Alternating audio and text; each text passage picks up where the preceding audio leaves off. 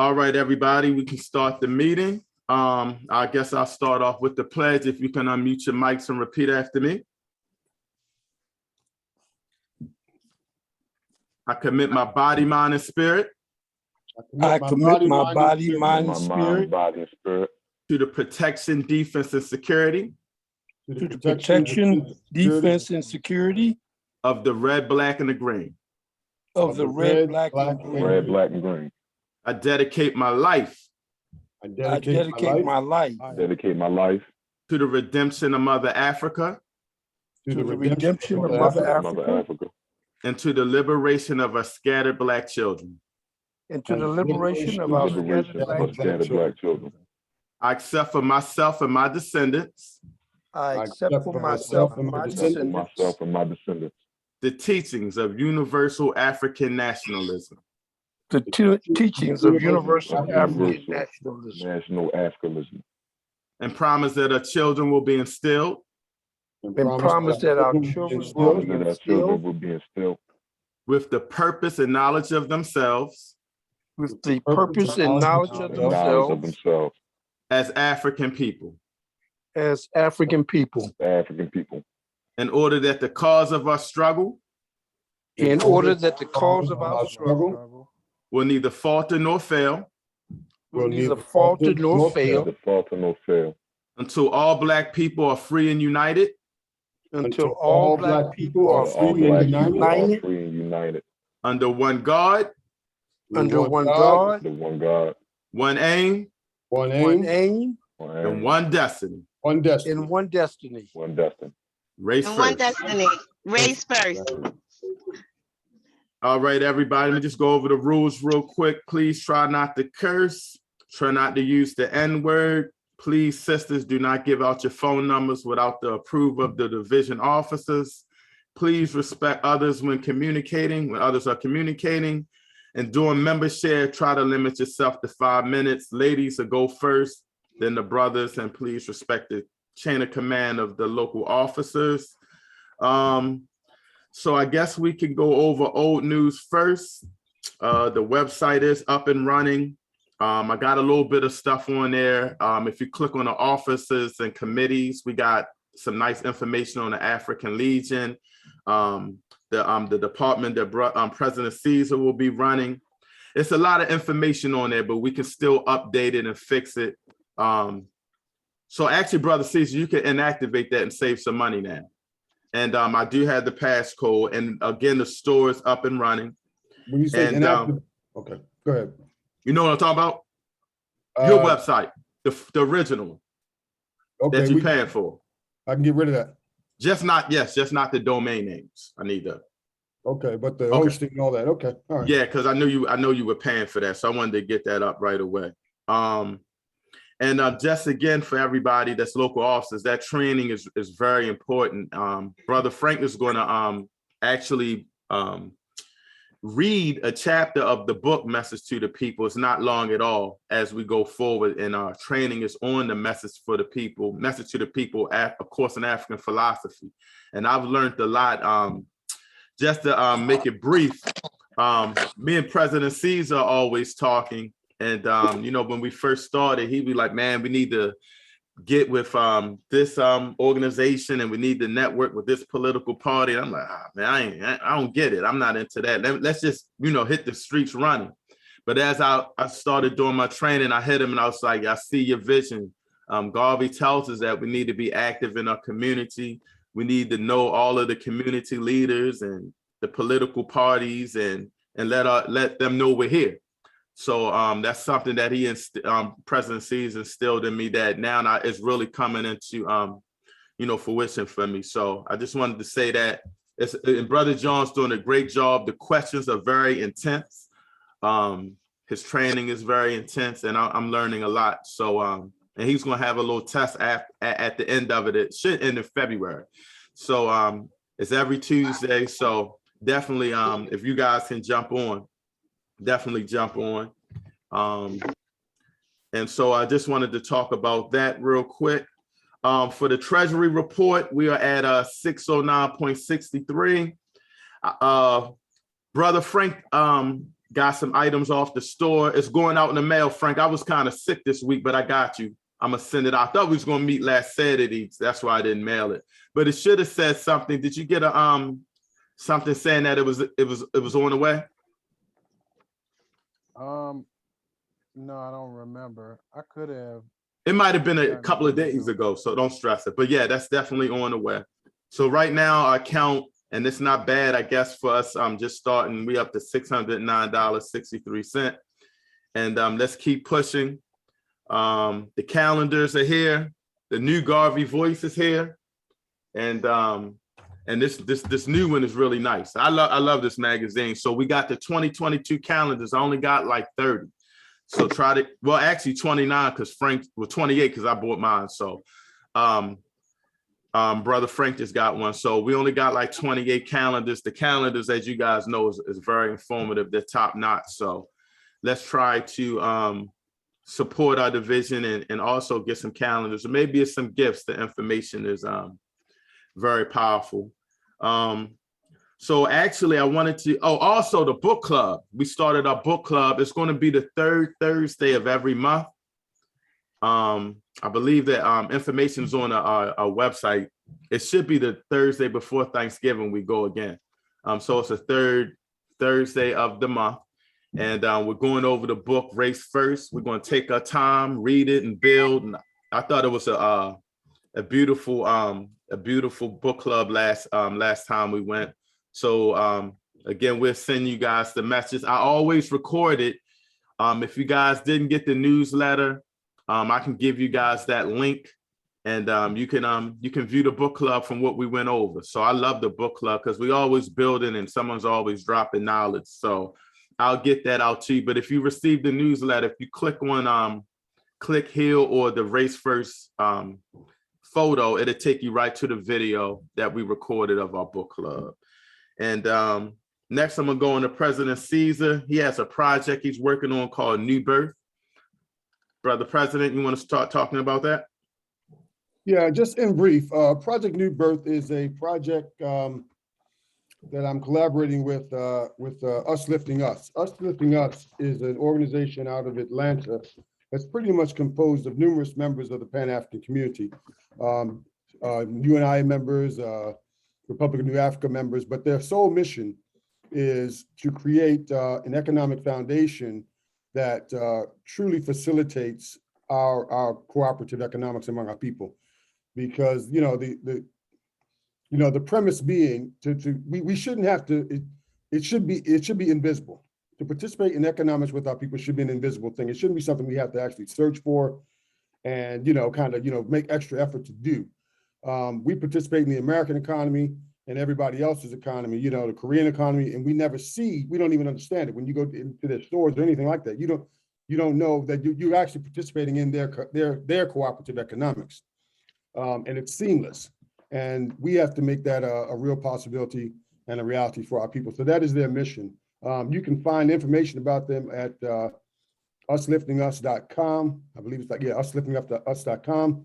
And, we're going to be, I'll be presenting more about that because I'm going to be kind of heading that under the Special Projects Division here in Baltimore so that we can really build out and, make this economic vision a reality. Awesome. Any updates on Nigeria? Because they actually put that in the magazine. They really, a lot of the divisions were talking about how they really like the ceremony. And I talked to Michael Harry recently. He said they're making some progress. Did you have any updates you wanted to talk, just how they doing over there? I haven't spoken with Mike in a couple of weeks. And that was a deliberate action on my part. It was necessary to wean him off of my breast, so to speak, and to begin to create his own foundational support. Fortunately, I did text with him. He did do exactly what I suggested him to do, which was to reach out to the networks and the people that I brought to the table, who have many more resources, and like folks like Professor Jeffries was truly interested.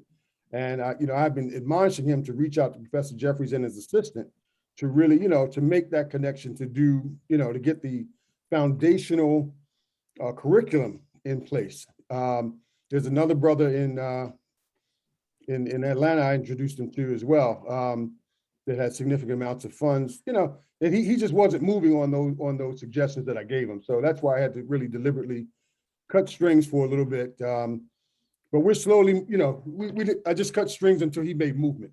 Now that he's made movement, we can talk about progress. So, I mean, but he's doing great. Things are good. He spoke with First Assistant President Duque, and who's in Ghana right now. But Duque assured him that he will be visiting them in February when he travels to Nigeria. So everything's moving in concert the way it's supposed to. Awesome. For a couple of new members that just jumped in, if you guys don't know, under the leadership of President Caesar, we extended our division to Nigeria. So it's been phenomenal. And we're just really excited to be networking as the UNIA, to have a fraction of us in Nigeria, but to be entitled BARCA-CLARKE is phenomenal. So I always got to give you big ups for that, President. Moving forward, wanted to go over some new news real quick. I'm still working on and looking for some suggestions for the business networking and vendor event. I know Brother Anthony had mentioned that he was trying to do something as well. So I'm gonna get with him because he had the same philosophy at the Terra Cafe. It's just a suggestion that we do it, have like a business networking event. You know, we've been doing a lot of events where we bring in the community together, but I think it's important to bring our Black businesses together and have a networking event. We can still have the vendors and everything. So I'm gonna try to look for a spot. And if anybody has a suggestion on a date or any suggestions on how we can do the event, just let me know. So that was that one.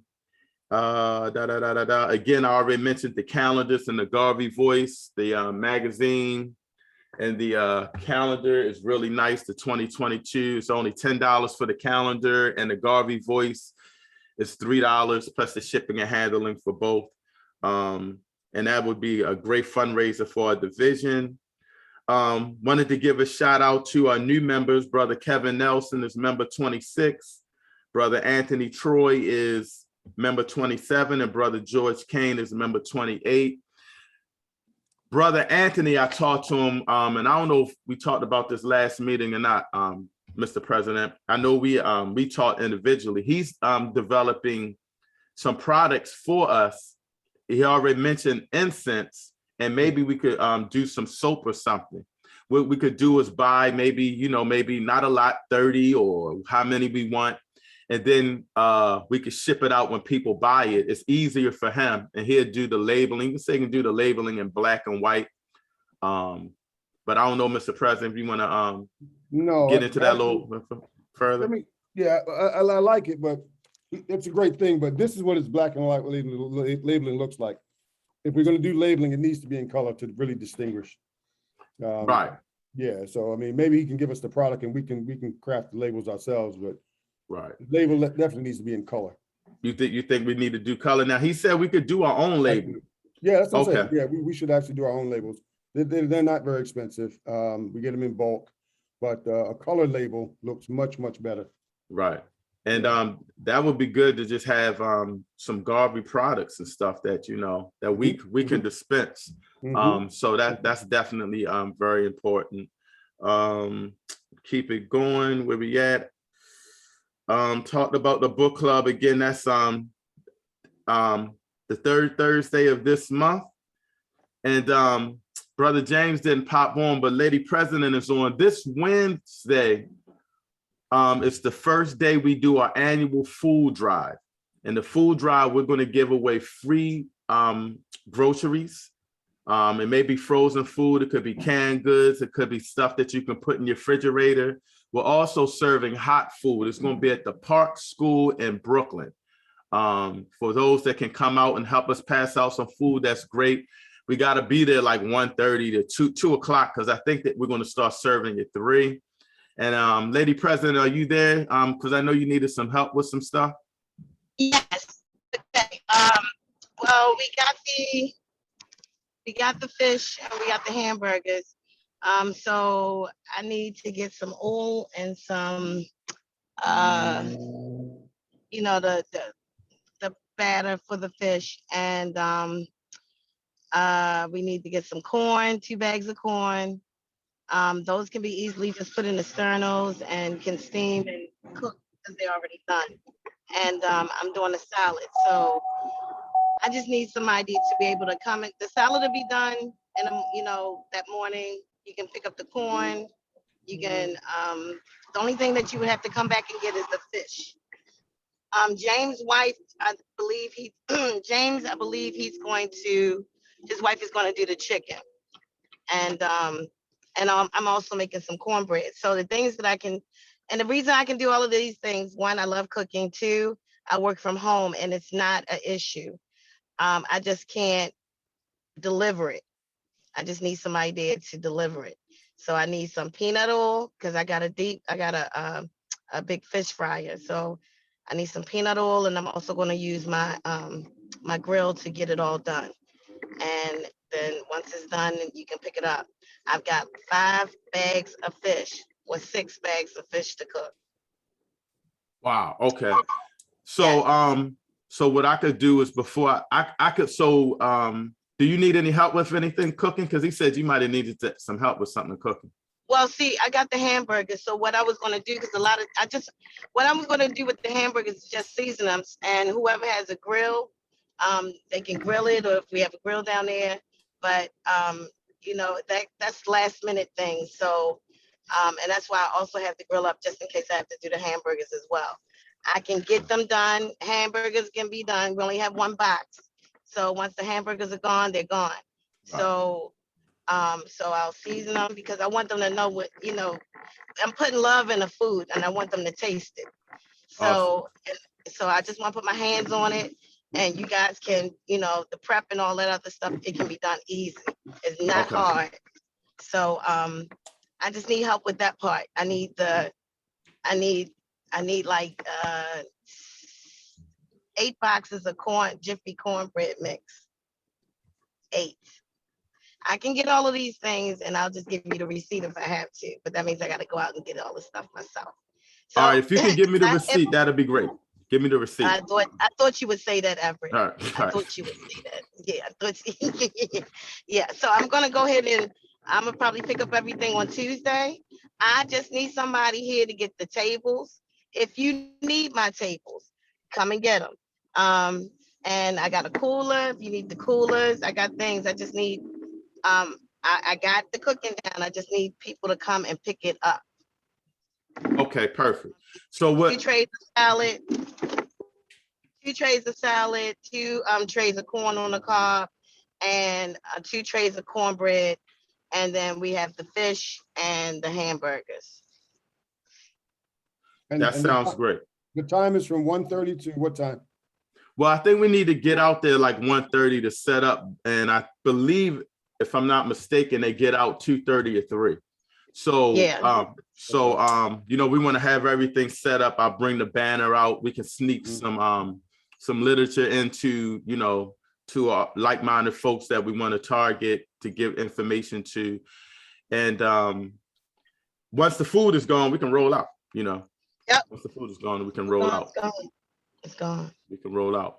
So if anybody's able to come out and you know, if anybody's able to come out, just help pass out food, or just want to, or if you want to invite people there, it's not just for the school now. You can bring people, you know, you can bring people to grab some groceries and food. So it's not just for the school. That's just where it's set up at. In the school, you know, they're going to come out, you know, but we can invite people from the community or the city. So if you need some groceries and know somebody, tell them to come out, Brooklyn Park School.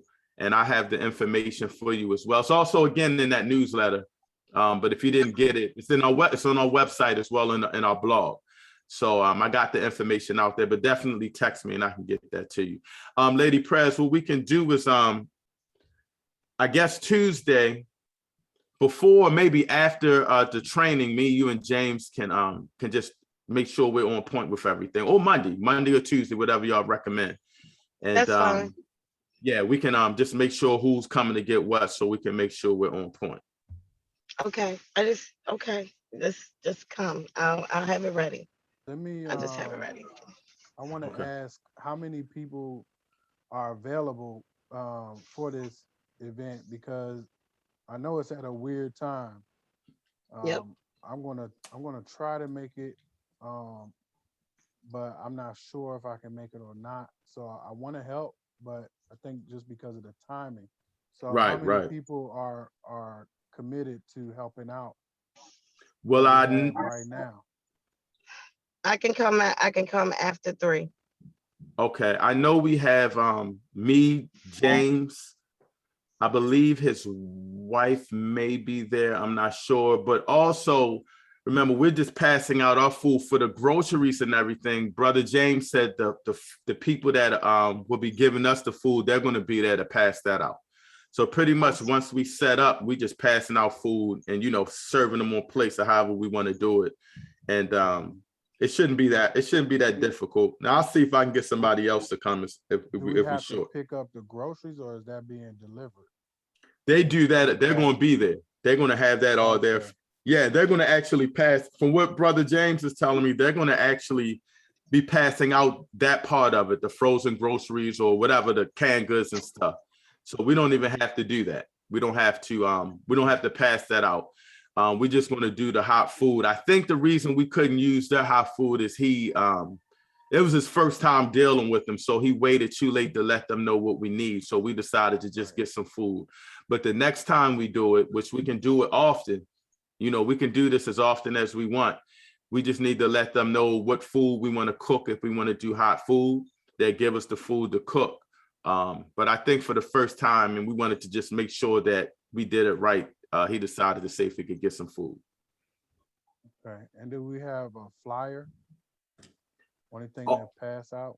The only thing I have is the blog post about that information on our website. I'm not sure or where that he gave a fly out or not, but if he can put something out and we can get something done real quick, if you could do something, we could probably distribute that as well. I can make a flyer. Okay, that's cool, brother Frank. I appreciate you. I'm going to try to come out, making a community event for myself and the participants that I work with. So I may bring a 15-passenger van of people to. Oh, that'd be great. They're not going to help. You know, they're people with disabilities. They're just going to be there to share in the event and that kind of thing. But I'll be there. That'll get me there. Okay. Yeah, that'd be great. That'd be great. You know, the more bodies, the better. The more bodies, the better. Okay, so we took care of that. I'm sorry, where we at? Upcoming events. Hold on one second, because Sister Charlene actually gave me the upcoming events. Let me pull that up real quick. I apologize. You dog watching, President?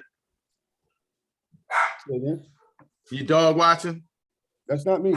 Oh, that's not you. Oh, okay. I know you. Last time we had an event, you had your son dog. That's why I was tripping. Yeah, no.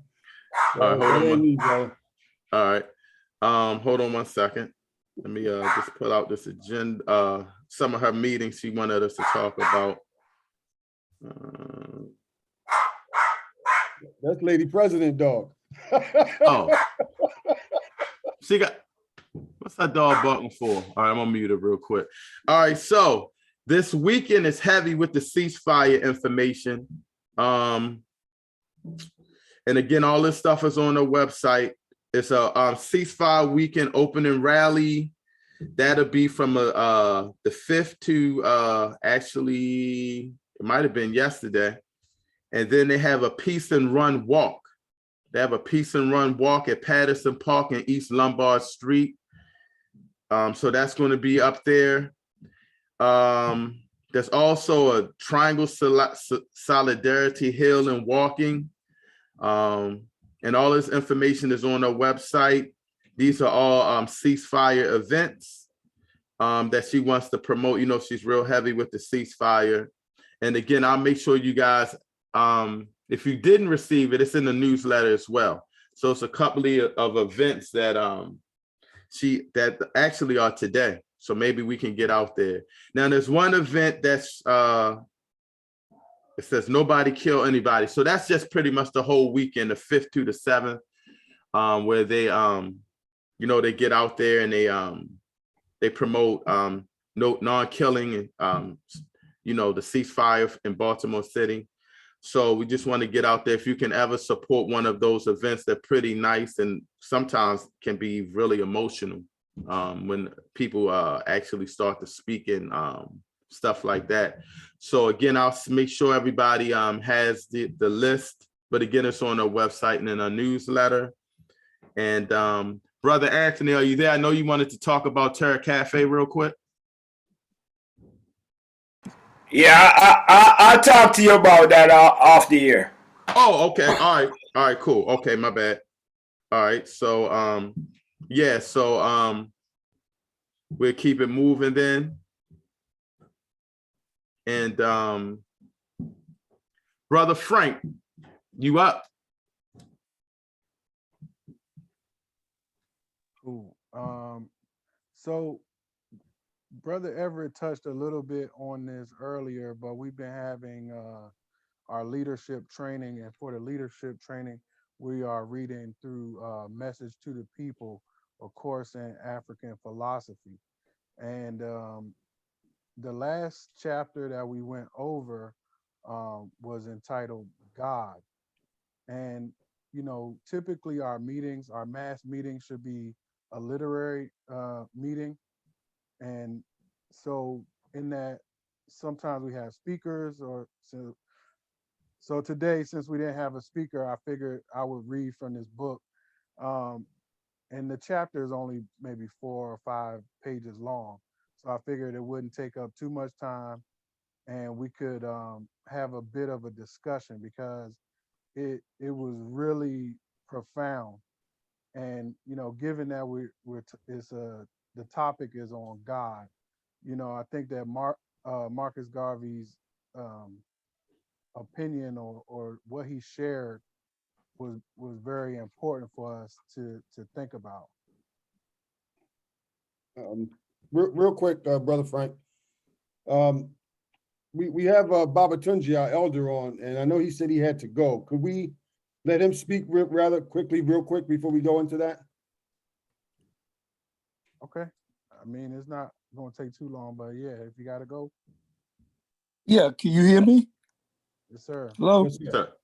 Oh, okay. I don't have much to contribute at to the agenda or anything. I just want to say I'm glad to see that y'all, are meeting. I'm not really a Zoom person, but I understand that for the time being, you have to use this particular mechanism, to do it. I every Saturday you have the meeting, right? At 2? Every other Saturday. Every other Saturday. Yes, but we do meet in person as well. Like try to do it once a month. It depends. We switch it up. The reason we haven't been doing it lately is because we've been doing so many events. So that's kind of like, everybody comes out. So we've been doing Zoom, but we've been trying to meet at least once every 5 weeks in person. Okay. Yeah, I would be definitely interested in the face-to-face meeting, but again, I don't really have much to add to your agenda. I'm just glad that I was able to get on. I needed to test the Zoom anyway. Now, is the code the same every time out? Yes. The entry code, the access code? Yep. Oh, okay. I didn't know if it changed or not. Well, for me, I'll just be at the meetings. If I have something to interject or to say about the particular topic that you're discussing, I'll just interrupt, I guess. No, I'm not supposed to do that, right? No, I'm not supposed to do that. I understand. Well, Elder Baba Tunji, let me ask you a question.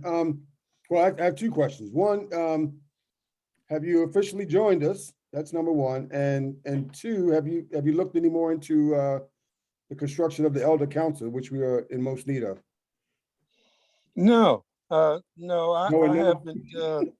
I haven't been I haven't been doing that recently. You can send me a copy of the application though. I'll do that via text right now. You can do it online. Well, I don't know about doing it online, but I do need to download it Okay. and Okay. take a look at it. Yeah. I have another application from the other UNIA, so I have to look at both. As far as establishing a council of elders for BARCA-CLARKE, I don't quite know how to go about doing that. Who are you looking for to be on the council besides elder? Someone who's an elder. Cesar? Yeah. It's just it's a council of elders. I know there are still some elders in the Baltimore region that were, a part of when President Senghor was president, and of course yourself is around. I mean, not that they even have to reside in Baltimore, just elders that you may know. I mean, you would know better than I would, who would be on the council, I would think, having your vast experience in networking. Well, I have to, because you don't want just anybody on the council of elders. It could be somebody who can contribute. And I really have to think about that. I will respectfully ask that you do so. Yeah, I'll give it some thought, sure. Yes, sir. Thank you so much. Okay. Do you have a role for them? We kind of envision it as an advisory role for our actions, to kind of give us insight and wisdom, in proposed things that we're looking to do. Give us some insight on how we can be, just insight, wisdom, and information. Yeah. All right. Okay then. All right. Okay, we'll do. Yes, sir. Thank you so much. Appreciate you, Robert Tunji. Yeah. I sorry I missed the last one. Your last meeting. You good, okay. brother Babatunzi. Plus, I'm gonna add you to our text line, so whenever we do events or the meeting or all the information, you'll get it. Okay, great. Okay. Yeah. I saw the book list, was it? And I think I said that was a good. That's a good book list. Yes. Thank you so much. Okay. All right. I gotta go. I'm sorry. I gotta leave so early. No, you good. Thank you again so much. Okay. Thank you for inviting me. Thank you so much. Mm-hmm. All right. It's on you, Brother Frank. Hey, awesome. So like I was saying, this chapter, and I'm going to go ahead and share it so everybody can kind of read along. I just thought it was something good to share and for us to kind of discuss a little bit, because I think in the search for unity and bringing people together, there's some very good points here, I guess, from on a spiritual level that I think will help to keep us united. So lesson 5, God. There is a God and we believe in him. He is not a person nor a physical being. He is spirit and he is universal intelligence. Never deny that there is a God. God, being universal intelligence, created the universe out of that intelligence. Oh, sorry, hold on. It is intelligence that creates. Man is a part of that creation. So universal intelligence and man created in the image and likeness of God only by his intelligence. It is the intelligence of man that is like God, but man's intelligence is only a unitary particle of God's universal intelligence. God, out of his universal intelligence, made matter, and he made mind. That matter is made by God, and man is matter as well as mind. Therefore, man must be in the image of God, because nothing could exist without God. As God made the universe out of his universal knowledge or intelligence, so man in his unitary knowledge or intelligence can make a typewriter. automobile, or chair, but he cannot make the universe because his unitary intelligence is not as much or as great as universal intelligence. All unitary intelligence of the universe goes to make God, who is the embodiment of all intelligence. So no man can be as great as God because he is only a unit of God, and God is the whole. Therefore, no man can measure God nor ask God questions because he is not as intelligent as God. Therefore, he cannot understand God.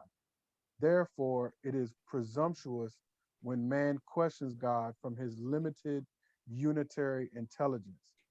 Man never dies. Nothing dies. Man is made of body and spirit. The spirit is God. It is intelligence. The body of man is matter. It changes from living matter in the man to other matter in the soil. It is always the same matter. It doesn't die in the sense of how we understand death. It changes. When man sleeps and passes away, in the flesh he goes to the earth that lives on, out of which other men and things are formed. All matter is related, so man is related to the earth, and the earth is related to man. We eat ourselves over and over again.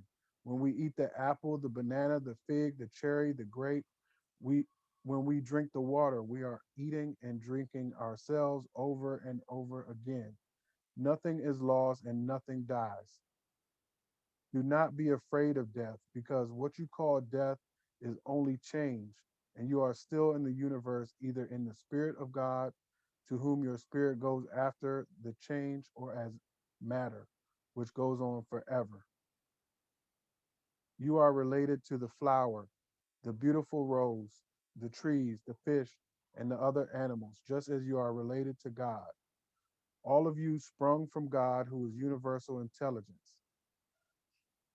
Do not be more cowardly than the rose, the apple, the coconut, the sheep, the fish, or the cow. To do that which all must do, that which we call death, to die. If you weep, you are a coward. Die like a man, because you are not lost. You are still there. You only weep because you are a glutton, because you think that you will not get any more to eat or drink. You think that you will not get any more happy times, just as you have been feeding up on the things and other beings who came here before you. So someone else must feed on you to make creation true. Otherwise, God would not be fair to everybody and everything. God is fair and just to everybody. He is no respecter of things or persons. It is everlasting, as we know, this thing we call mysterious life. It had no beginning, some say. It's just a constant moving flow. It goes from this, then back to that, and on it moves, in course well planned, that circles in universe and all, thus passing through each single lot. Your life and mine is one long psalm, in tune with that of other things and everything that breathes air. In seasons rough and seasons calm, one source, they say, contains the germ that grows in range of universe, and all go back to this one cause, whose life supplies the spreading germ. By being part of the source divine, each life has functions strictly drawn, for all must bow to endless time and form and shape that mark each line. So man must yield his flesh to dust, with plants and weeds and birds and fish, with rocks and mounts and lilies too, as trees break up and fiber crust. Each one should like to hold his own and be a king in self alone. But this is not the way of life that claims but one almighty crown. Thus disappointed, men grieve on, for he should like his own strange way when suns and stars and steady moons would dance and change to suit his clan. It's safer then to have one God, whose life is first and ever so, and all the rest to live in him, with all the good that they ever had, for fleshy man would ruin things. If he controlled the source of life, the day would see an endless change, from slaves who crawl to haughty kings. Live on, good God of timeless worth, and keep man in his place to live, that when he rises to the height, he might perform his good on earth. For life right there is sad today, as lived by man in company. If earth goes on, they grave should come to lead us all in goodness way. The Everlasting Life by Marcus Garvey. So I wanted to read that, and the part that that really stuck out to me that I wanted to share and kind of discuss today is um, where he talks about unitary intelligence versus universal intelligence. So it's like right here, it says all the unitary intelligence of the universe goes to make God. And you know, the thing about it is like we've heard this before, right? We all kind of make up what is God, but when it's put like this, to that phrase unitary intelligence is basically saying that we are all one unit of this grand scheme of creation. We're all connected as one unit in this whole that we call God. So, you know, it's like we can't really be separate, because when we all fall under God, we're all together as one. And um, you know, I think for us as an organization and as people, as you know, people who want to make change in the world, we do this because we feel a connection to something. And more likely than not is a connection to God. We feel that this is our calling to work together, to be as one, to unite and to help people. Otherwise, we really wouldn't be doing this. We'd be focused on ourselves alone. So I think that, you know, as we grow as an organization and unite and connect with other organizations, we have to remember that we are all a unit or a part of a bigger source of creation. So we're put here in a place where, you know, it might not look the way we think it should, or things might not always go the way that we think they should go. But we have to remember that as long as we work on ourselves as a unit of a greater intelligence, then and focus on that, don't focus on the next person, because they should only be focusing on their unitary intelligence as well and making themselves better. And as we each as a unit get better, then we become a better whole. um so I wanted, it was really speaking on my heart to really share this today in our meeting. So I'm glad that we didn't have another speaker, because you know I think this is very important. And so, you know, I kind of open the floor for some discussion. Maybe people can share what they got out of it and add to this topic.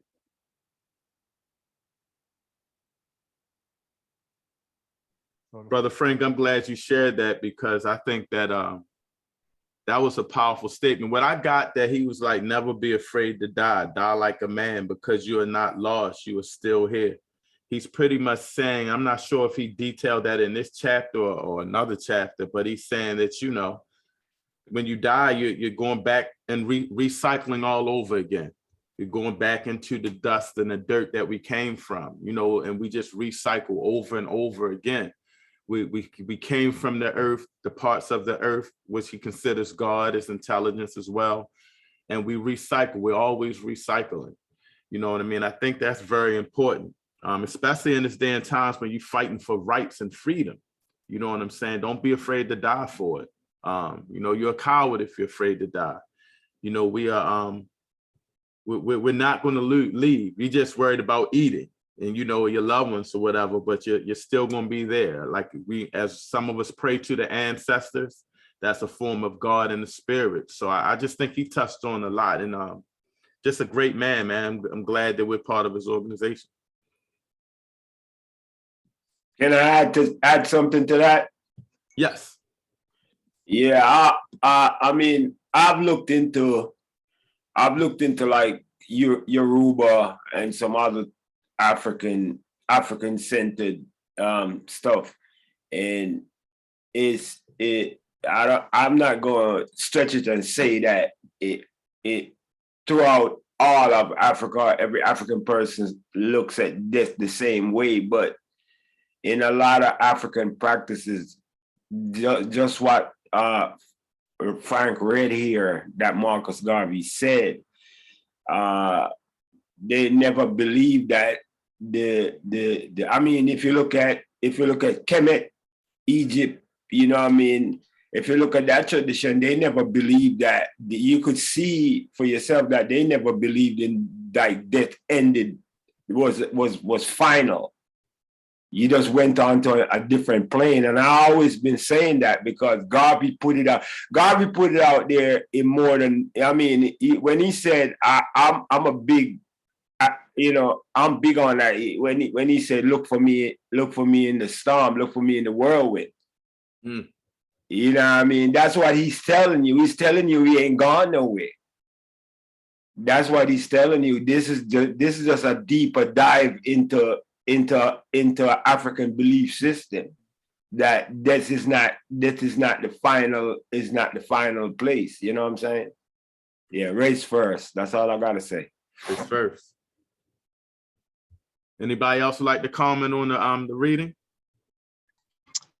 I think that I agree. We're all connected in many different ways. One of some teachings is that a lot give some very little, and it's because the ones that he gave a lot are supposed to connect with the ones that have little shit. That is how it's supposed to feed the world. And it's the same with knowledge. It's the same with material things, but it's the same with knowledge. The ones that have a lot of knowledge, they share with the ones with knowledge, so that we all have it. We keep spreading it and keep spreading it. We're all connected through knowledge, you know what I mean? We're all connected through kinship. We're connected through blood, you know? And as long as we keep that connection, the problem where we fall apart is where we sever that connection. There's many different points in history where you had like a smaller group of people that defeated much greater, bigger armies, all because they weren't afraid to die. They were more afraid to lose what it is that they had to gain than what it was that they were more afraid of losing their future generations, losing their freedom or not being able to obtain freedom, than it was for them to be defeated because of their fear of death. Most of the smaller ones that actually eventually got defeated is because they kept their eyes, or the bigger armies and nations that got defeated by smaller armies, because they were only looking at the wealth. They were only looking at the material things that they can gain. And this we are looking at, and we're in this fight for freedom. We're in this fight for future generations. We're in this fight for more than what it is that we can put in the pocket.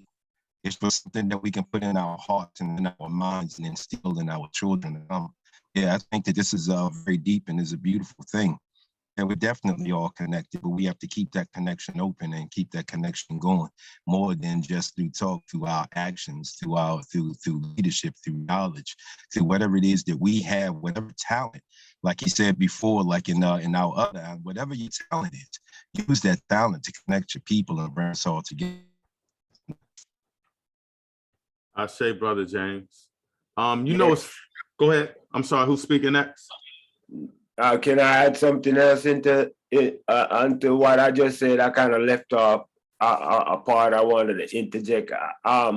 You know, that's why it's so important to honor your ancestors and talk you actually talk to, I mean, libations and all this kind of, these traditions is in honor of your ancestors. And, I mean, and I don't know how some people look at it. What you think when you honor your ancestors, they're not listening, they're not acknowledging, they just exist on a different plane.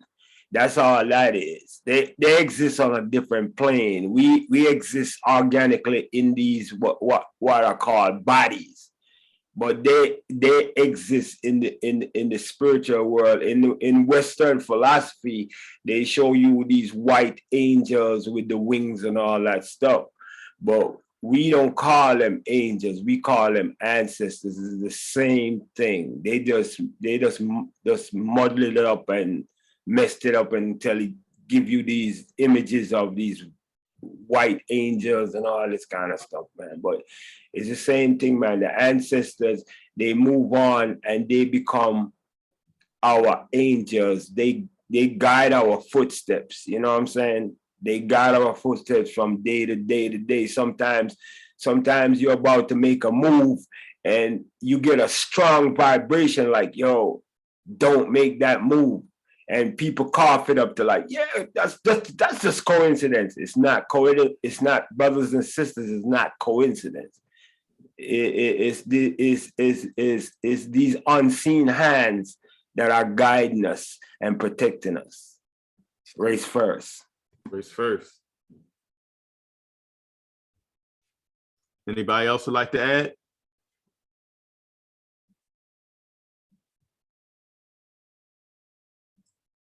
Nobody else would like to add? I appreciate that, Brother Frank. I'm glad you hit me with that today. And again, these are the lessons that we are learning in our training. I believe the first lesson is education intelligence. He's talking about education intelligence, making sure that we read, not only just read, get the books and create a library. I think he talks about like a lawyer and how a lawyer doesn't read all the books or know everything in a book, but he has books that he can go to when he's doing a case. The second one is leadership. He's teaching us how to be leaders throughout the UNIA. The third lesson is aims and objectives. And that's basically everything about the UNIA. If you go to our text line and you text aims and objectives, or if you text preamble, that will give you the preamble, the aims and objectives, and that's pretty much everything you need to know about why the UNIA was started. And then the fourth lesson is elocution. He's teaching us how to speak and how to speak loudly and what things to eat. Of course, things change over decades, but the knowledge that he did then, it kind of reminds me of something Elijah Muhammad was doing. And remember, Elijah Muhammad and the FOI and the NOI got everything from Marcus Garvey. And then that chapter, which is God, the next one is Christ. And I think the next one after that is character. So, it's very important for us to read that book, study it, learn it inside and out. It's very important. And I'm just glad that we're part of the training. I'm glad you pulled that up, Brother Frank. So Brother Everett, you're talking about Race First, right? The book Race First? No, this is actually our local officers training, and this is the book Message to the People. Okay. A course in African philosophy. To make that brief, before Garvey passed, 3 years before he passed, he was in, I believe, London or overseas London, I think, England. I'll say England. And he created a course for his leaders. And the person that was inspired by the book was one of his top assistants, and he wasn't even going to get in the course. He's like, I don't need the course. I know everything. And Garvey said, you haven't been taught by me. And it was strenuous. I think they went like 8 hours a day and they studied all night. And these are some of the lessons that he wanted his leaders to go forth. It was like he knew he was going to pass, because 3 years later he died. I think he only did 2 classes. So that's very important. That's a good book. And as we go forward in January, if anybody's interested in being an officer, let us know, because we're going to continue the training. For us, we're doing it with Atlanta now, but we're going to continue the training with for our leaders in our division. I actually read the book, but I didn't read it. I read it, but I didn't learn it. I just was going through it like, knowledge. But when you get into a class and when you getting quizzed, you like, oh, wow, I need to go and actually learn this book. So I think it's a very powerful book.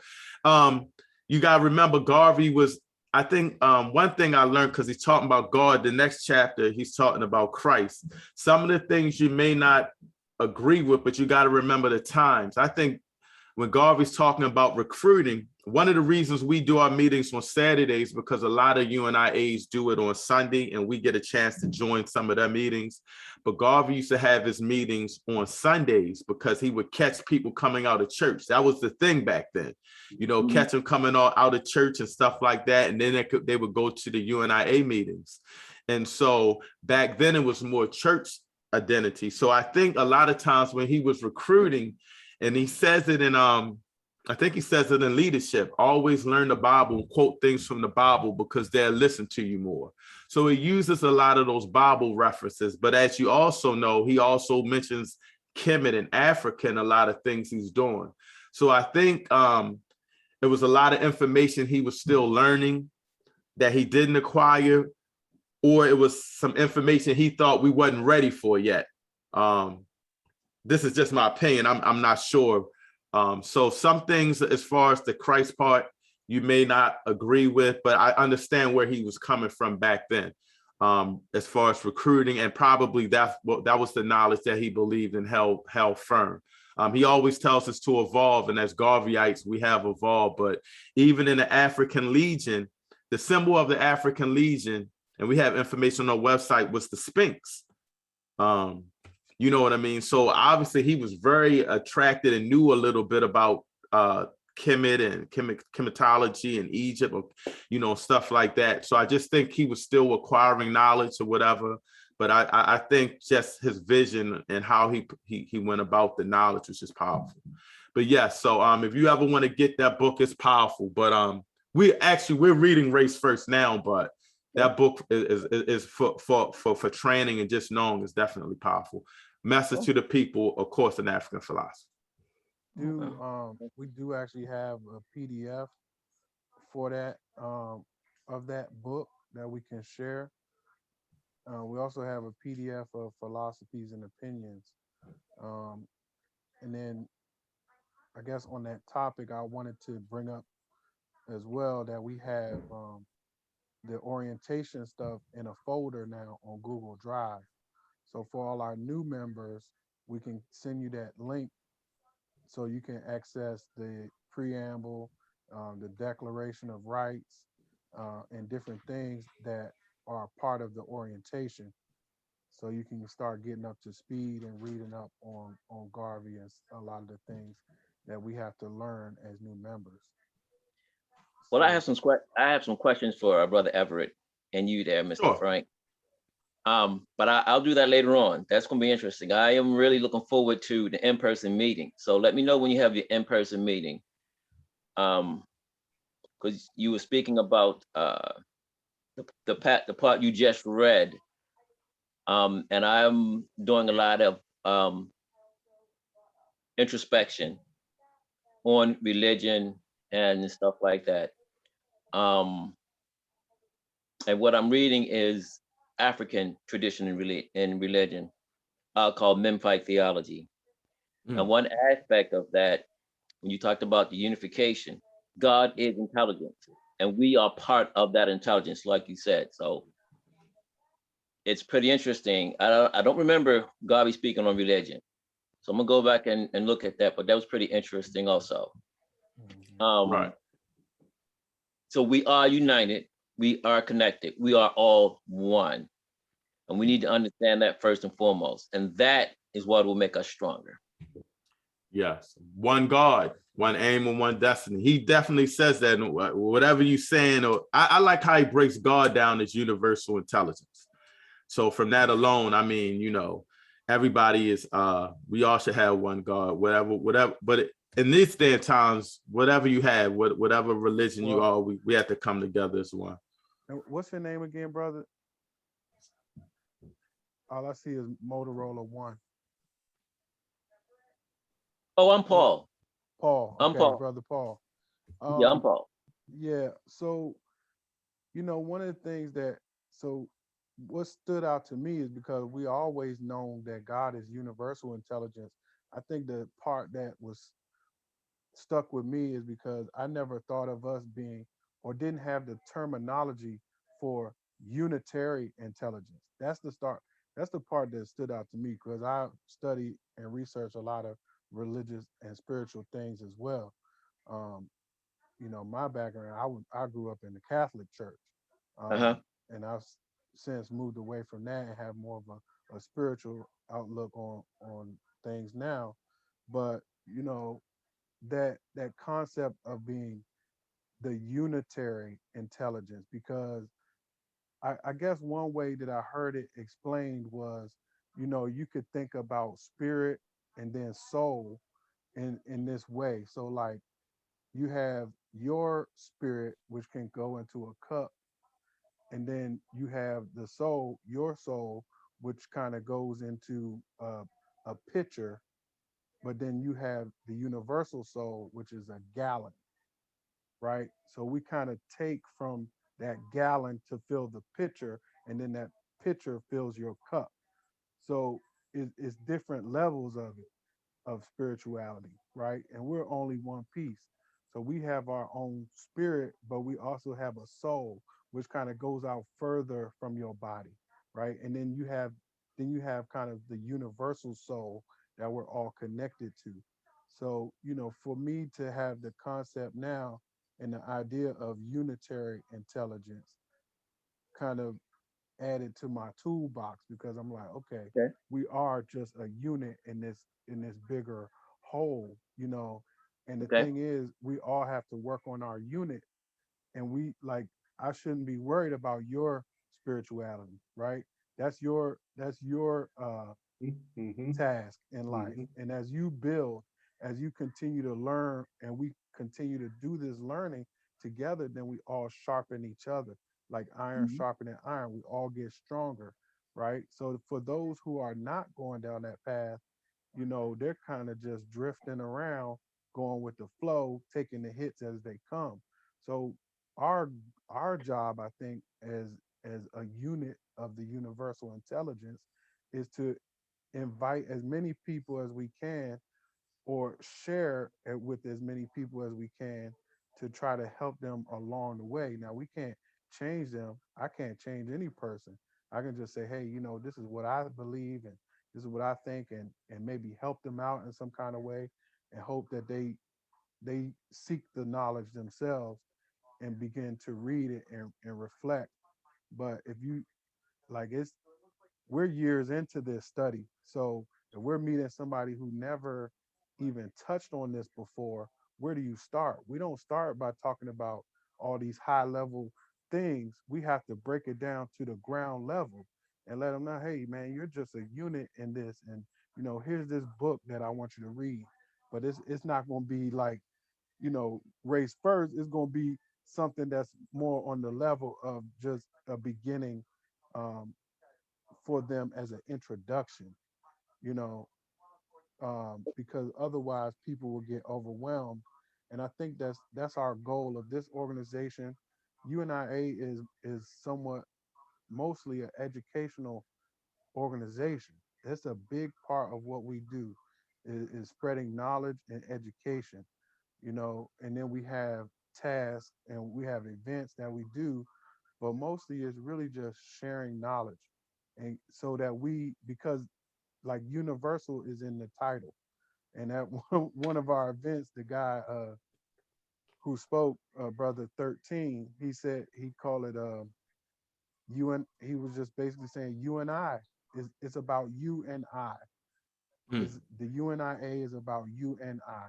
It's about us coming together and being, that unit that becomes universal together. So I think that's part of the goal, is for us to just continue to work on ourselves and then grow as a universal kind of organization. And not to piggyback off you, brother Frank, but at our last training when we went over that chapter, at the end. And I remember because Lady President asked, who were those guys? Brother John showed the picture. He had, I think, the Nuwapians with Dr. York. I didn't know they were still around. He had a Hebrew Israelite. Yes. And he had somebody in the Nation of Islam and about 4 other people with different religions. And he said, Yes. I think all of them were members of the UNIA. And I was like, wow. And he was like, you know, I know Brother John, I kind of started kind of right after him, but so we kind of got tight out, you know, just as friends. But one of the things that we always used to talk about was, you know, how the UNIA is and what makes it so different than other organizations, because it's like the entity of it. It's like the beginning and the end. So you could be a Christian, you could be a Muslim, you could be a member of New Era, you could be a member of Race First movement, you can be a member of all of these movements and still have a part of life. But the UNIA incorporates everything, along with a government and a constitution for Black people. So just the fact that he had all of those different religions, brothers holding firm, rocking that red, black, and green. I think that's what Garvey would love that. Garvey would love that. I wanted to say something about that, because my concern was that I don't agree with some of the philosophies of the gentlemen that were standing with him. So my concern was, I don't, because the way they treat women and how women have to be and all of that stuff, I don't believe in any of that. That makes no sense to me. So it was my concern when I did see him, because I saw the gold at the bottom of his shirt. And I know that if you have those tassels or the gold or whatever, not disrespecting anyone, I just don't agree with what they believe in at all. I don't know what Bible they use. I don't know where they get their stuff from. It's confusing to me. And I know that the God that I serve is not chaotic or confusing. So that was one of my concerns with that. And I hope that doesn't seep into the UNIA and how they treat women. I don't. Well, you know, one thing that the UNIA does, and Marcus Garvey idolized the Black woman. He makes us put the Black woman first, and that's why we have lady presidents and the Black Cross nurses. He empowers women to have power. So I think sometimes when a lot of those guys come into UNIA, they don't bring those values with them, or they don't join. You know what I mean? So I'm glad you mentioned that, especially with, like, I think like the Hebrew Israelites, I'm not too familiar with them, but they were saying like women can't teach the Bible and stuff like that. And, you know, I don't agree with those, a lot of those things the brothers say too. right. But they couldn't bring that ideology into the UNIA. You know, I think, I thought I saw Brother Bruce on here, but me and Brother Bruce was in the HEC, High Executive Council conference. The women ran the conference and pretty much saying, hold up, Sister Basima was like, we're gonna have to shut you down, brother. You out of line. She was talking to Brother Shaka. Brother Shaka told a woman to shut up. They muted him, took him off Zoom for a minute, told him to calm down. Sister Basima said, you gotta check yourself, brother. We running this thing. And all the brothers was like, that's right. Like, you know, Garvey didn't play when it came to women. Can I interject? Yes. Right there at the in New York, Sister Pasima she was checking people right there in front of my face. That sister is no joke. Trust me. That's right. She said, brother, shut it down right now, shut it down. Nah, man, women are mother. The African woman is the mother of our civilization, man. How could you not put her first? Race first. Race first. Well, Yes, again, go ahead, Brother Paul. well, speaking to what the young lady said and what the brother just said is right. If you look at it historically, African women were always at the forefront, were always at the top. So you should never really disrespect an African woman or women, period. And you talked about the Hebrewites. The first day I met you, they were at that function. And you asked me about them. You said, are you down with them? I said, no, brother, you know what? But I said, but they Black brothers, so they, you know, we work with every Black person, but yeah, they're not with us. If I could jump in, I think as an organization, you know, we say race first. That's right. And we don't, you know, spirituality and, you know, your relationship with, as we're calling it, the unitary intelligence is a deeply personal and intimate experience, which is why I'm always reluctant to get into conversations about it. But just because other African people choose to approach, you know, God, for lack of a better word, in the way that they choose to approach God, and we may not agree with that approach, but that does not mean that we cannot cooperate and work together as African people. Exactly. You know, I'm not presumptuous enough to say I'm going to impose my spiritual experience on anybody else, even to try to convince them to follow my path, because everybody has their own pathway back to the source. And, you know, I think, you know, yeah, and by the same token, we won't allow them to impose their God beliefs onto our organization as well. But well, that's such a touchy subject, like you just said. Mm-hmm. It's deeply personal, and everybody believes in their own doctrine. What we fail to comprehend is that there is really one God. That's right. And there's one interpretation of that God. We all come from, are you familiar with the goddess Nun, which is the primordial ocean? Goddess Newt. You said Newt? N-U-T? N-U-N, Nun, out of Memphite theology. That's who all the energy is. Okay. That is the unformed, boundless energy from which we all come from. That is the knowledge. That's God right there, unformed, unbounded.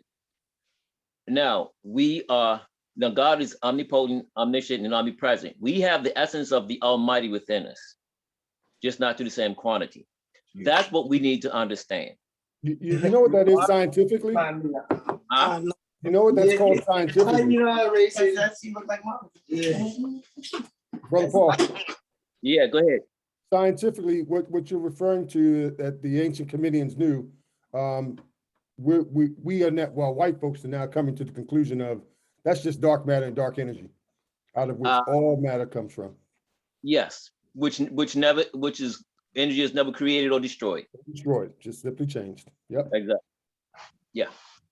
So that's what we need to understand before we start getting into Hebrew Israelites and God, Christ, or Jesus, or Jehovah, whatever. You know. So once we that point understand that, going back to what the sister was saying, it then becomes a battle. You familiar with Ma'ut, a life of virtue. So that's where we're headed as far as the spiritual side goes. I agree entirely. Yeah. Sometimes, you know, I hate to say it, but sometimes the religion part of it can hurt you and hold you back. You know what I'm saying? And stop the movement and stuff. So I like it. I consider more spirituality, like you say, believe in what you believe in one God, whatever your God is, and live righteously. Yes. Hold it just 1 second. And therein lies the problem right there, what you just said. You said religion and spirituality. For me, religion is a path unto spirituality. Most people think spirituality and religion are the same, and that's not true. That's who we get mixed up. That's right. My brother. That's right. That's right. He's correct. That's right. Correct. That 100%. That's right. That's right. Religion and spirituality is totally different. I tell people I'm spiritual, and you know, and spirituality can go a long way and mean a lot of different things. Some people think spirituality is just living righteously, following laws of Ma'at and the principles of Ma'at, or whatever you may call it, a 10 Commandments or what have you now. But you know, just be righteous and live righteous and support each other. But that you're right. This is a powerful conversation, Brother Frank. I'm glad you wanted to read that tonight. One of the things that that Garvey covered in the training is that when it comes down to religion, the only thing that we all have to agree on is what everybody on the call is saying, that there's only one God. Now, how you choose to worship that God, that's something that you take up in your own household. But when you come into the UNIA and we're speaking as a unit, that's the only thing that we need to agree on, is that there's only one God. Everything else, like you said, you know what I mean? If this brother over here thinks this sister over here, hey, that's all on you, and that's what you handle in your house. But when we come together as a group, we just need to come under that one understanding, and we're going to move, you know what I mean, and move with that one understanding that there's only one God. I said. And that's how he handled it in the officers meeting. I mean, definitely, because you can see that Garvey was a straight visionary, because if you go down that rabbit hole of religion and you start, that's a mass confusion. He would have UNIA would have never existed under that. It would have never existed. Right, and he was smart, and he seen the way that people that use religion in order to break up, you know what I mean, certain groups. So he automatically got it up out of there, you know what I mean, immediately. So it would never ever be able to come in as used as a tool of separation, because we have much bigger things, you know what I mean. However you choose to worship is how you choose to worship. But when we come together to move together to build our community, something completely different. You leave all of that to the side. Right now, we're building community. Wow. And I didn't even know that, Brother President, what you said about the word religion comes from the Latin literature, meaning to rejoin, to relink, or pathway back to the divine source. Wow. Yes. Lagare. I never knew that. It means tie back to your higher self.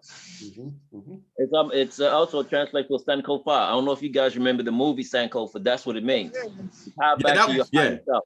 Yeah, Sankofa. That was a great movie. Come out here and charge.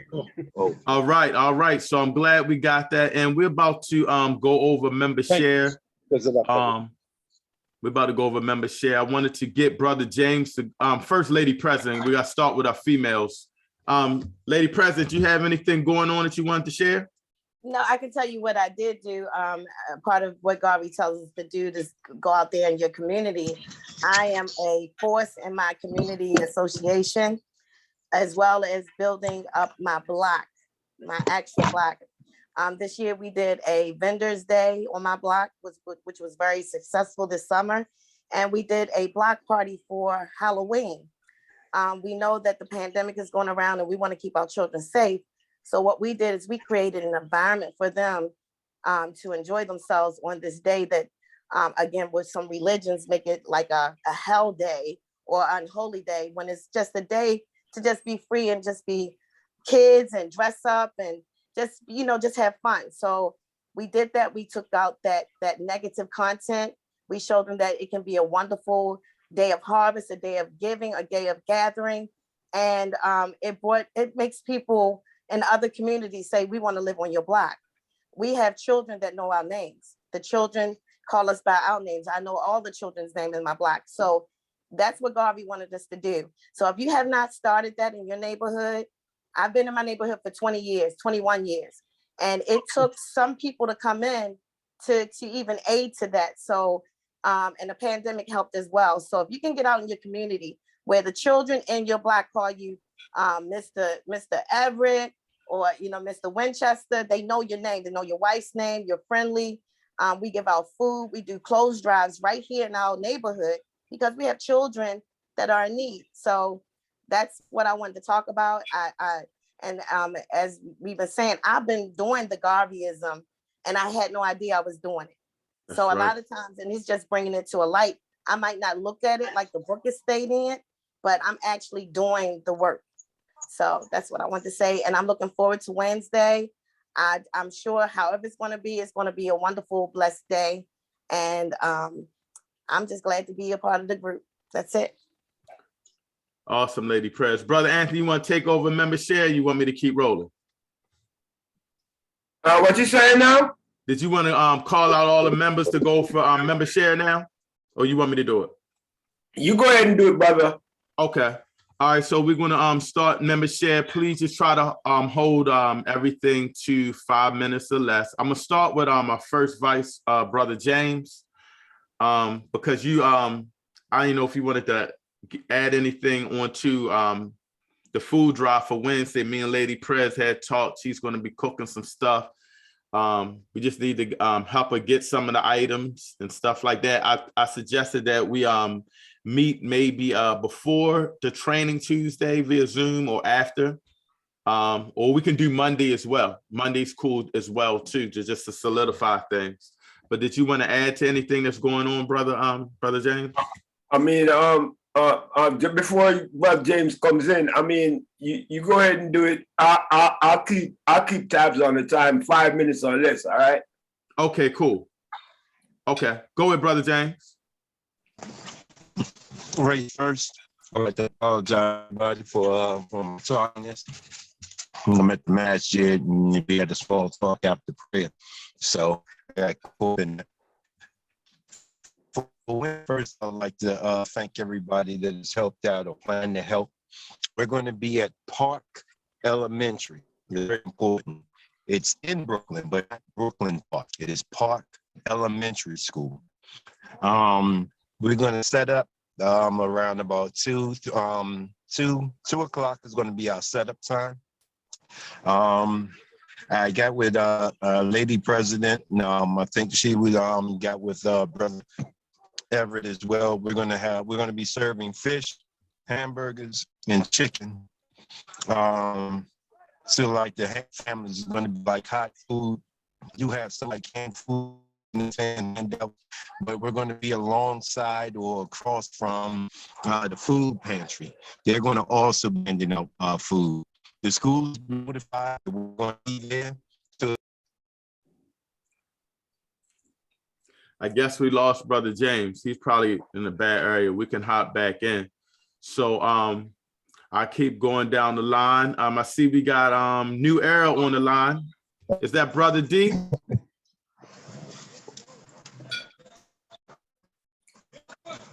Peace, family. No, this is not Brother D. This is Sister Erica. Hey, what's up, Sister Erica? How you been? I'm been good. Glad you made it on. You got anything what y'all doing? Anything to share? Right now we in transition. I'm not sure if I'm not sure if Brother Frank shared the word, but I'm transitioning into the leadership role over New Era.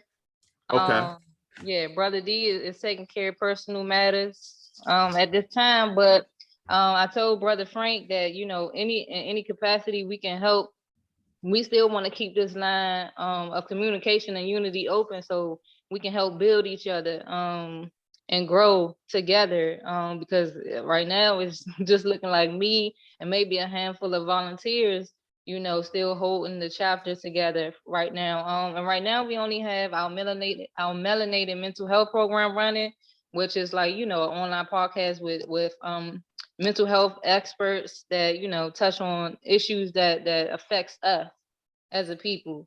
And then we're probably gonna tap on some black tours soon, which is like we highlight Black owned businesses and we get the community to come and support that business that we highlight. Mainly that's usually a one-day event, but then when we highlight that business, it's open for the community to keep supporting that business, that Black owned business. So that's all we have going right now. So and it's listening to the meeting, this meeting, I like the way you guys organize and how things are ran. So I'm taking notes. Well, can I chime in real quick, Sister Erica? Yes. I want to extend an invitation to the members of the organization to actually join and become active members of the UNIA. And one of the benefits to that, well, let me back up. Understand first and foremost that when Garvey founded the UNIA-ACL in 100 years ago, that he actually founded a global Black government, the only global Black government in existence on the planet. And I always tell people that, keep doing what you're doing. Like Lady President said, she's been doing Garveyism before she knew about Garvey. And you guys are doing the exact same thing. And it can only benefit you and your organization to join the government and keep doing what you're doing, because that's what unity looks like, coming together under a banner. So I would I would, respectfully say, give real consideration to becoming active citizens in the government. And, the resources of the UNIA are going to continue to grow. That much I do Right. know. And, Right. you'll have other, we'll be there to assist you and to continue to build out New Era. New Era is not going to stop being New Era. It's still going to be New Era. Right. You will become, a part of this, this global movement for the liberation of our people. Yes, I'm with it. I'm with it all the way, all the way. And I do have Brother D here with me. I think he want to share a few words. Hey, what's up, family? Hey, what's up, brother D? Hey, I enjoyed this call. I know I've been dragging my feet joining these calls. Been wanting to do it for a few months now, but happy to join this call. And a lot of good information. Really just got me reflecting on a lot. And as far as New Era, yeah, Erica is going to be leading the organization now. I'm actually going to be stepping away, but always supporting Erica, always supporting the UNIA as well. So looking to get more active with you guys and ultimately become a member too. Because yeah, I definitely agree. We're in the same line of work, and it only makes sense for me to learn from the UNIA to just become a better organizer and just a better person, a better leader in my community. So that's it. We here, and my brother, may I call. say something real quick? You're already a member of the UNIA. Every Black person on the planet is a member of the UNIA by virtue of being, that's part of our Constitution. What you're not is an active member, but every Black person on this planet is a member of the UNIA. That's right. Nice. Okay. That's lovely. I love that. Yeah, me too. Yeah, I mean, hey, listen, we with it. And we're gonna share the word. Because we have a brother in the DMV chapter that's part of the DC UNIA chapter as well. So he the one who, well, for me, he the one who opened my eyes to what the UNIA was, and like y'all said, like what we're doing now is pretty much part of what the UNIA, what it's about, Black love, Black unity, Black everything. So yeah, we're excited, fam. We ain't going nowhere. Awesome. And the president of Atlanta, Brother John, is a member of New Era. That's how I found out about it. He actually, when you guys gave the food giveaway where I met you guys at, he came from Atlanta. We was passing out food with you guys, and I was like, New Era, what's that? He said, yeah, I'm a member. I was like, a member? He said, hey, brother, he said, we UNIA, if they got our flag and they carrying it, we got to make sure it's done right. He said, so, yeah, and also Brother Abdullah from Chicago, second vice, I think he's a member of New Era. So, we all won, you know what I mean? It's just a matter of being part of the government and making sure everything is done right and doing everything. So awesome. Yeah. I'm glad you guys can make it. And I know y'all been communicating with Brother Frank. I'll make sure he gets that info out to you guys. Okay, perfect. Thank you. Awesome. We're gonna keep going. Brother Paul, did you have anything to share about what you got going on, and any activities or just anything in general? Well, my whole thing is to join you guys. Awesome. Be more active with you guys. That's my thing. I think like when I first met you, I told you I have been looking for a chapter of UNA for like 30 years, and then there you were. So my thing is going to be to get, you said something about the application, but I'll talk to you about that later on so I can be an official member and doing all that stuff. So that's what I'm going to be doing. Awesome, my brother. I appreciate it. And I've been telling your story to a couple of members because we joke. I would say, man, when I first met Brother Paul, was at Brother President, it was at the Marcus Garvey Festival. And he walked right up to me. We got the banner, Garvey shirts on, and he looked at me and said, hey, brother, what you know about Marcus Garvey?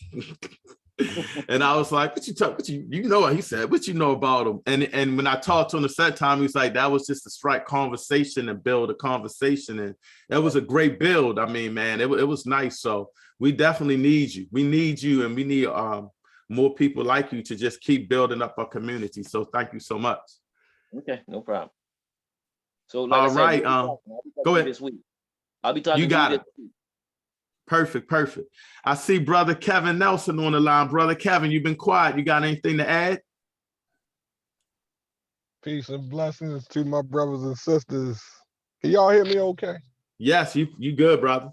Okay. I apologize, man. Working all the time. My schedule ramped up in 21. But anyone who knows me knows I'm red, black, and green all the way through. And if it was up to me, you know, all of my time would be spent there. But everything I do is spent there in the Right. meantime. So I just enjoy, you know, you bringing me on and all the knowledge that's being, you know, talked about, all the different, you know, ways of people, religions and so forth. And along those lines, I would have chimed in, but everyone was doing it so well, I couldn't add anything. But I could just say, you know, I came out of the AME church, being raised in that, and evolving and seeing different, you know, just evolving in religion itself, what it was about, my eyes opening and everything. And like y'all said, you pray to who you pray to, but ultimately it's one person, one God, one aim, one destiny. And I take that to heart. It's one God, it's one aim, and it's one destiny. And that destiny is to get our melanated people where Garvey wanted us to be. And that's what I believe in. And so yeah, I can't add a whole lot right now, but what I can say is in 2022, you know what they say, do what you have to do so you can do what you want to do. So right now I'm doing what I have to do. So in 2022, I can be that much more of a warrior for the UNIA, for Garvey, for BARCA-CLARKE, for our people. So in 2022, I expect to be more of a asset as far as you know, our you know, pardon me when I don't say division, because the word division strikes something in me. Even though I know for these purposes what it means, I always use the word chapter, you know. But I'll say division. As far as this division, I can definitely help out. I could definitely be um an asset to you. I'm just honored that, you know, I'm a part of it. That's my honor. So I'll do what I can. And like I said, 2022, I expect to be, you know, go harder than when I'm going now.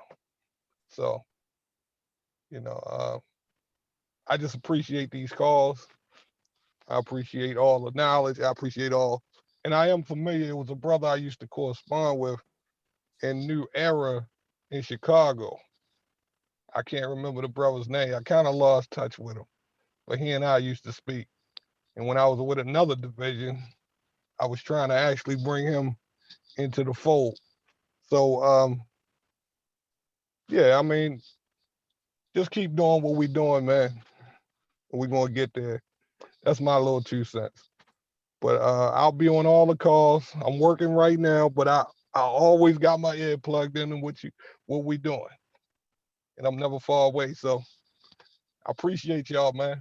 I can't wait to meet y'all in person um, at an event. You know, I actually met up with another brother. I'm going to bring him in. He's interested, and if you know me, I'm gonna try to bring as many people as I can into the organization, because a lot of people don't know who Marcus Garvey is, what he was, what he stood for, all of those things. And the thing, I'm sure y'all run into this, young kids, adolescents, adults, they look at that red, black, and green, and they ask me, what is that? What does that mean? And I don't really, you know, I say you should do your homework on who Marcus Garvey is, because he's not being taught in schools. I wasn't taught about him in schools. I got onto him late, and I came on to him through Malcolm, you know? And so I was down with Malcolm. I said, who, you know, this brother, his parents were Garveyites, so that led me to Marcus Garvey. And I was like, wow, I can't believe I slept. But I didn't sleep. I wasn't taught about it. And my parents didn't really know much about it because they were just hardworking folk. You know what I mean? Yeah. So I don't blame them. They weren't taught, I wasn't taught, but now I know. So yeah, let me stop talking, man. I could go on all day. But I want to thank y'all for having me, man. It is indeed an honor. I love my brothers and sisters. Keep doing what you're doing, man. Don't bend, don't break, don't fold. Let's just go harder at what we're doing. And I'll see y'all on the next call, which is I think you said it's bi-weekly. Yep. So not next Saturday, but the following Saturday. The following Saturday. Mm-hmm. Okay. And so All right. appreciate you. All right. Pleasure having Race you. first. Race first, Brother race Kevin. first. That was awesome. Before you go, Next member. can I chime in real quick? Go ahead. Go ahead, Prince. I just want to know, just let everybody, well, I want one important thing to any organization is, its finances. And, not doubting anybody's sincerity. But our dues are $36 a year. And those dues are what really help us do a lot of the outreach that we're doing. So I would admonish everyone to, fill out the application, kick in the government taxes, just as a, to demonstrate sincerity about what we're saying and what people are saying. I say, and I'll send that link out for those that can do it. You can pay monthly as well, so it's not that big a deal. It's like about $5 and $3. Not to mention elections are coming up in January, so if you want to vote in the division elections, you're going to have to be an active dues paying member. Yes. And brother Everett, I apologize if you could send me all of that info, man. I'll just go ahead and get paid up in full. And like my, brother president said, it doesn't run. We know we need those funds. Yeah. So if you send me that information, I'll take care of that this weekend. I got you. I'll send it through the messenger. I got you covered. Appreciate you. You got it. And I was doing, you guys know I do the book club with Dr. Ma'at. I didn't know it was Brother Kevin was on there. He must have commented and Dr. Ma'at stopped the show. She's like, hold up, let me tell you about Brother Kevin. And I was thinking Kevin, and I'm looking oh, that's Kevin. Yeah, he just joined. I ain't say nothing, but I was she spoke very highly of you right during the program, brother. And Dr. Ma'at my teacher. So, she don't play. So when she speak highly of you, I got to give you much love, my brother. Much love coming right back at y'all, man. That's a powerful queen, man. Yes, yeah. And I can't, I love what she does. So the honor is mine, like I always say. The honor is mine. I'm gonna shut up, man. Y'all just go ahead and continue on. All right, thank you. Thanks, Sergeant at Arms, for staying on the time for me.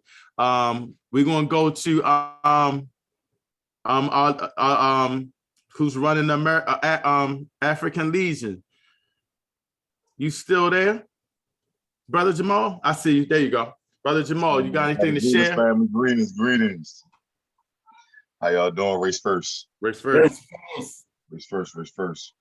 I'm still here. I'm still active. Still very active. Like I said, I came today. I haven't been really on the calls lately. Work schedule, all types of stuff.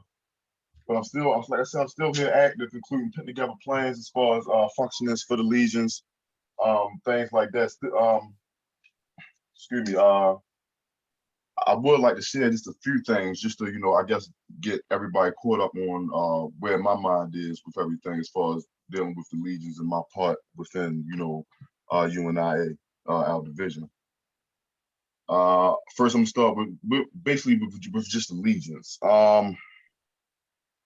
Now my role as a commander is to basically I have to oversee things, including safety, training session, everything basically. That's how I look at my job. So I've been sitting here and I've been coming up with different things, and I'm gonna make this short as possible.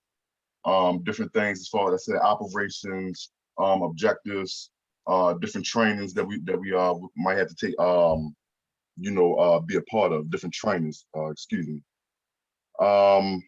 Different, we got warfare, dealing with mental warfare, hand-to-hand weaponry, chemical warfare. We got about our objectives as far as the legions, as far as to protect our Black people all around the world. Self-sustain the group, also to grow in numbers and influence. There's a lot of stuff I have here, and it's not really put together properly. Also, things like morals that we have for the legions. For example, to attack and defend when it's necessary to attack, when it's necessary to defend, things like that. I have a lot of things here, and it's not really put together the way I want it. I'm going to share a lot of these things with the president,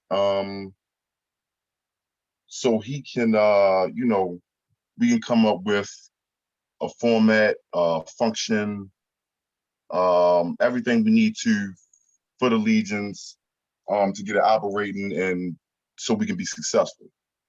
I do a lot of research on a lot of different things, including decision-making, warfare, as far as human psychology, things as far as learning the opponent, a lot of different things I do research in. Right now, I ask to be forgiven because I'm a little, like I said, I'm just coming back, and everything to me, I'm trying to get caught up on everything. But I'm still here, I'm still active. I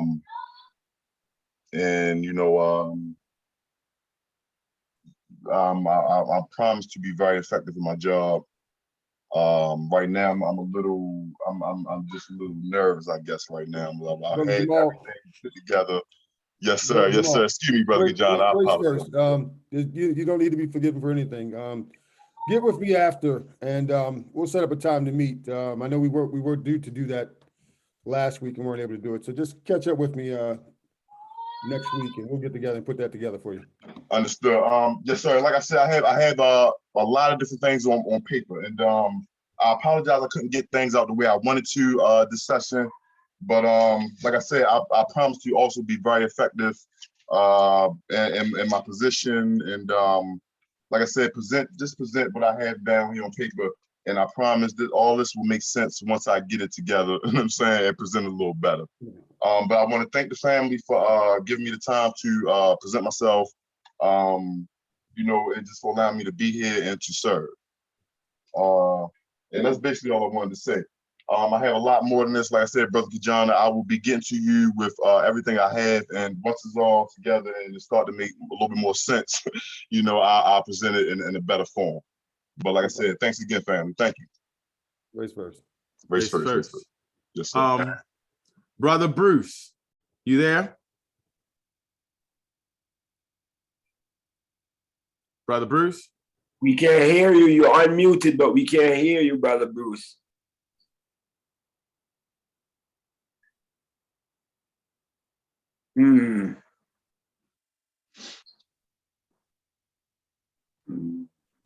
Look like it's an audio, well, okay, wait a minute.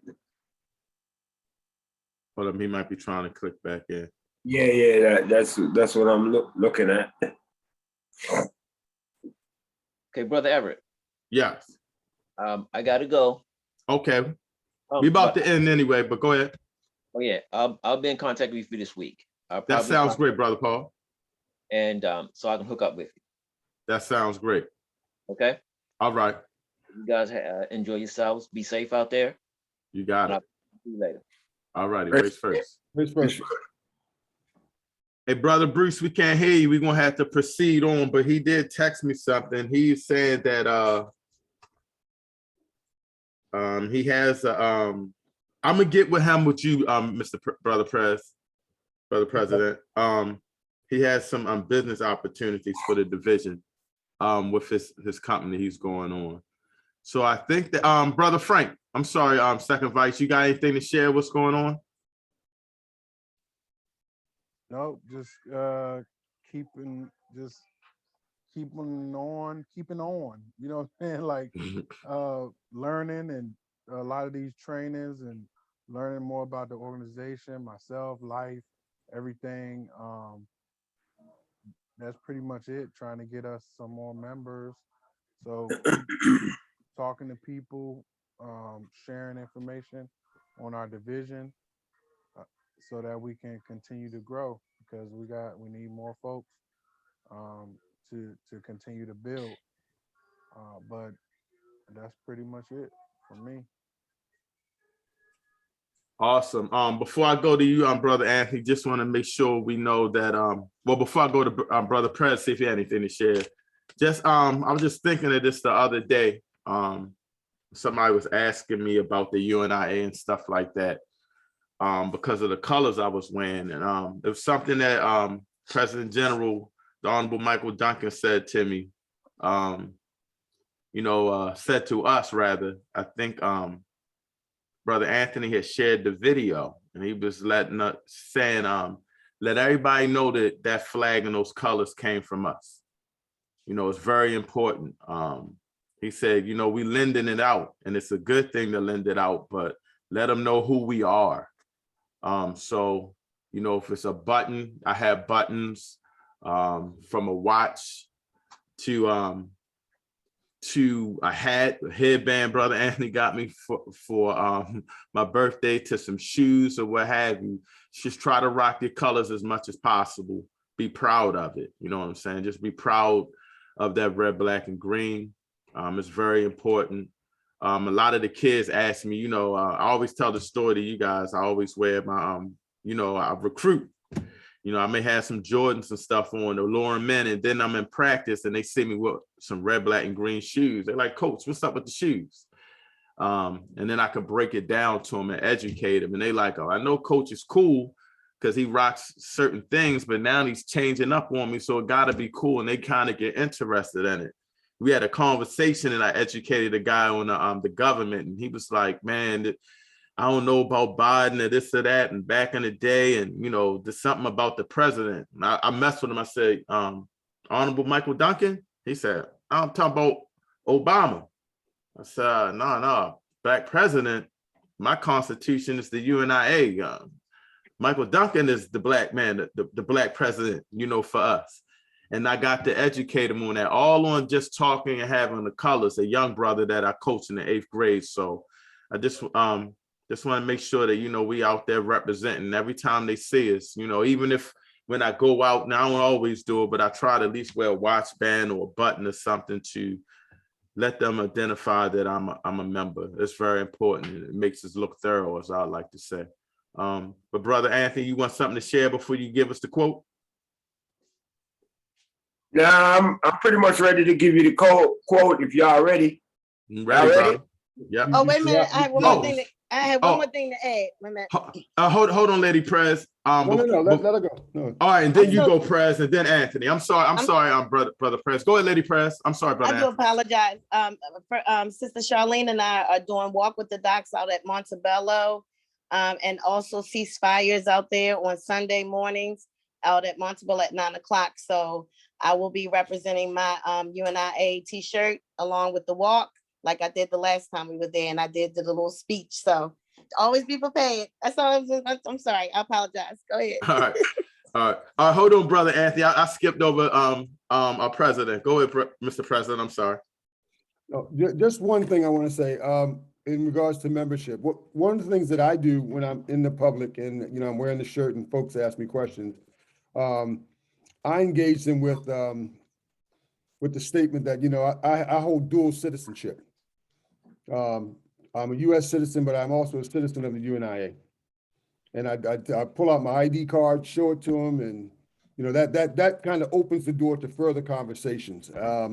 I found that to be a really, really good way to open minds and hearts about what we're doing. So that's just a technique I use. And thank you for letting me share. Prezzo, you funny.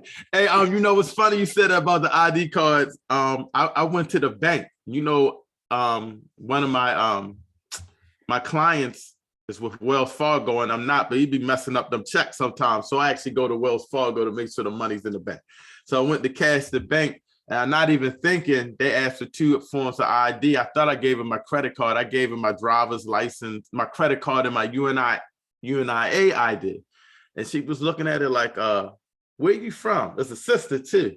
I'm like, what you mean? I'm from Baltimore. My address is on my I thought she had my license, my ID, right? She was like, it says something about government or something like that. I said, sister, I'm coming on in. So I went out, she gave me my stuff and I went on. I didn't know what she was talking about. She had my UNIA ID. So she actually struck up a conversation about it and knew about Garvey. So you're right. Stuff like that is very important. I'm glad you mentioned them IDs. I like them too. All right, brother Anthony, it's on you, my brother.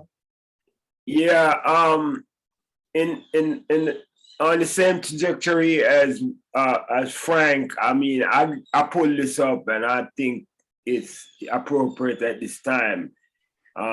Quote by the Honorable Marcus Messiah Garvey goes like this: men, there is much to live for, and there is much to die for.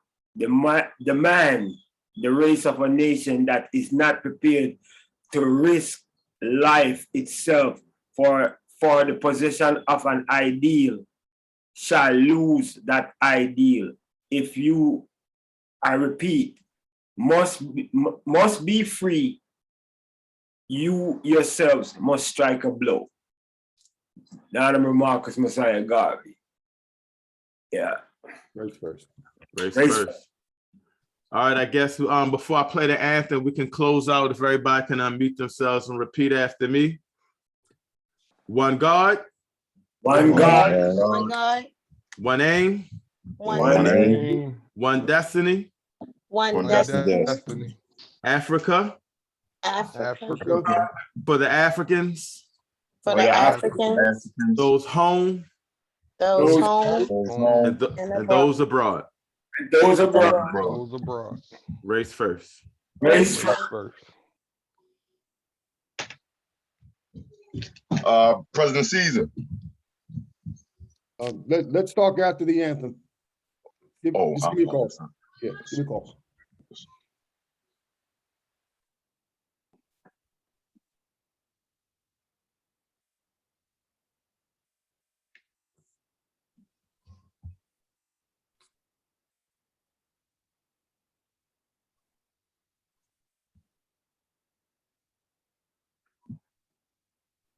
You queued up, Brother Everett, because we're not hearing anything.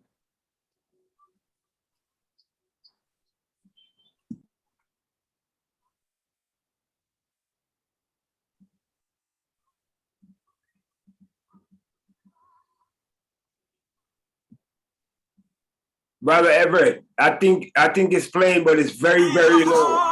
You hear it?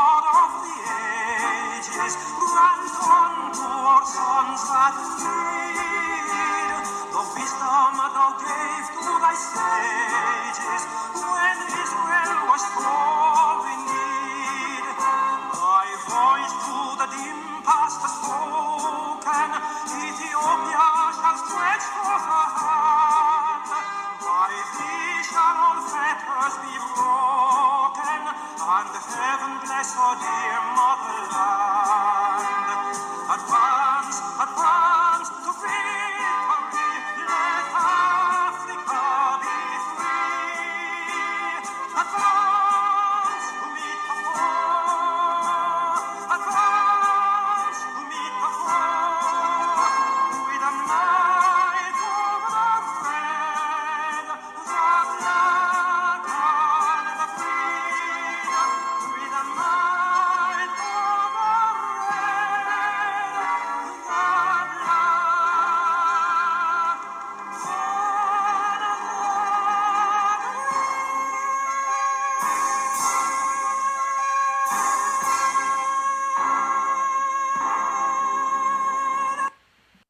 Race first. Race first, race first. First, family. All right, Race everybody, first. have a good one. Have a good one. Okay, you. thank you. Race first, family. Race first. Race first.